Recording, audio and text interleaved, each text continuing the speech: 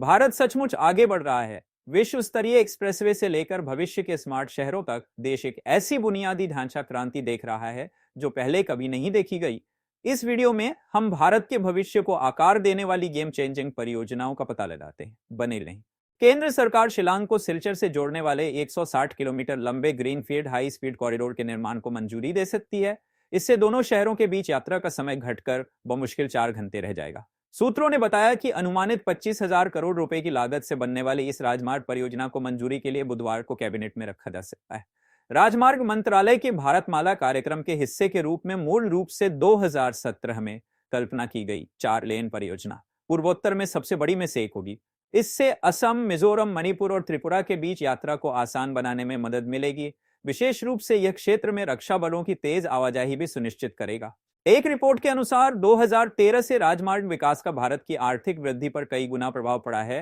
राजमार्ग निर्माण पर किए गए व्यय की प्रत्येक इकाई के परिणाम स्वरूप सकल घरेलू उत्पाद की वृद्धि में 3 इकाई की वृद्धि हुई है। भारतीय प्रबंधन संस्थान बेंगलुरु IIMB की आपूर्ति की रिपोर्ट से पता चला है कि 2013 और 2022 के बीच देश में घरेलू आय में 9% की वृद्धि, घरेलू खर्च में 6% की वृद्धि और कार की बिक्री में 10% की वृद्धि हुई है। श्रृंखला प्रबंधन केंद्र और भारतीय राष्ट्रीय राजमार्ग प्राधिकरण इसके अलावा कारखाने और आपूर्तिकर्ता के बीच और कारखाने और ग्राहक के बीच परिवहन की लागत में क्रमशः 3% की कमी आई है। एक्सप्रेसवे सहित सड़क बुनियादी ढांचे के अभूतपूर्व विस्तार के बीच भारत में अब अच्छी तरह से स्थापित स्थानों से परे महत्वपूर्ण विकास क्षमता वाले 30 शहर हैं, जो 2035 तक भूमि की कीमत में 5 गुना तक की वृद्धि दर्शाते हैं, जैसा कि गुरुवार को एक रिपोर्ट में दिखाया गया है। कोलियर्स की रिपोर्ट के अनुसार आने वाले वर्षों में नागपुर और उसके बाद जयपुर और लखनऊ के नेतृत्व में इन 3 उभरते शहरों द्वारा भारत के रियल एस्टेट बाजार में एक मजबूत उपस्थिति स्थापित करने की उम्मीद है। विश्लेषण से पता चला कि 701 किलोमीटर लंबे समृद्धि महामार्ग एक्सप्रेसवे के परिचालन ने नागपुर को देश में निवेश के लिए इन 30 उभरते शहरों की सूची में शीर्ष पर रखा है। महाराष्ट्र के मुख्यमंत्री देवेंद्र फडणवीस ने नॉर्थ चैनल ब्रिज का उद्घाटन करते हुए घोषणा की कि महत्वाकांक्षी मुंबई तटीय सड़क परियोजना फरवरी में पूरी तरह से जनता के लिए खुली होगी। यह पुल मुंबई तटीय सड़क परियोजना को वर्ली बांद्रा सीलिंग से जोड़ता है। उद्घाटन के अवसर पर महाराष्ट्र के उप मुख्यमंत्री एकनाथ शिंदे भी उपस्थित थे, जिसमें वर्ली, प्रभादेवी, लोअर परेल और लोटस जंक्शन जैसे क्षेत्रों के यात्रियों को लाभ पहुंचाने के लिए 3 इंटरमोडल क्रॉसिंग का उद्घाटन शामिल था। प्लेटफॉर्म एक्स पर एक सोशल मीडिया पोस्ट में सीएम फडणवीस ने कहा, 94% काम पूरा होने के साथ फरवरी में प्रभादेवी कनेक्टर के पूरा होने पर तटीय सड़क पूरी तरह से मुंबईकरों के लिए खुली होगी। कोस्टल रोड से मुंबईकरों के लिए यात्रा का समय काफी कम हो जाएगा और प्रदूषण से काफी राहत मिलेगी। उन्होंने आगे अपना आभार व्यक्त करते हुए कहा, मैं कोस्टल रोड परियोजना को सफलतापूर्वक पूरा करने में शामिल बीएमसी के सभी अधिकारियों, इंजीनियरों, कर्मचारियों, ठेकेदारों और निर्माण श्रमिकों की सराहना करता हूं।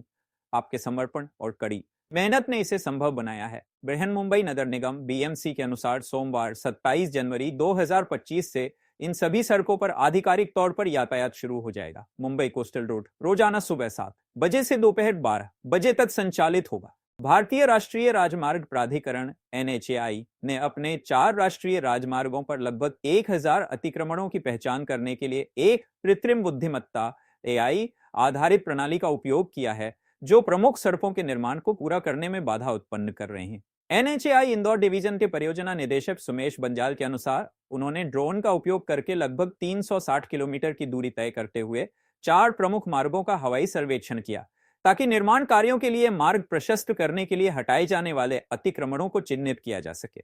Adani road transport toll operate transfer TOT model के तहत तमिलनाडु में 124 किलोमीटर लंबे राष्ट्रीय राजमार्ग के प्रबंधन के लिए 1699 करोड़ रुपए की पेशकश के साथ शीर्ष बोली लगाने वाले के रूप में उभरा है। 4 लेन त्रिची के लिए अडानी समूह की कंपनी के बाद IRB इंफ्रास्ट्रक्चर डेवलपर्स 1485 करोड़ रुपए, एपिक कंसेशंस 1152 करोड़ रुपए और प्रकाश एस्फॉल्टिंग्स एंड टोल हाईवे 876 करोड़ रुपए थे। NH 38 पर थुवरन कुरिची मदुरै खंड। भारतीय राष्ट्रीय राजमार्ग प्राधिकरण NHAI ने मंगलवार को वित्तीय बोलियां खोली और अपने बोर्ड से मंजूरी मिलने के बाद सबसे ऊंची बोली लगाने वाले को ठेका देने की उम्मीद है।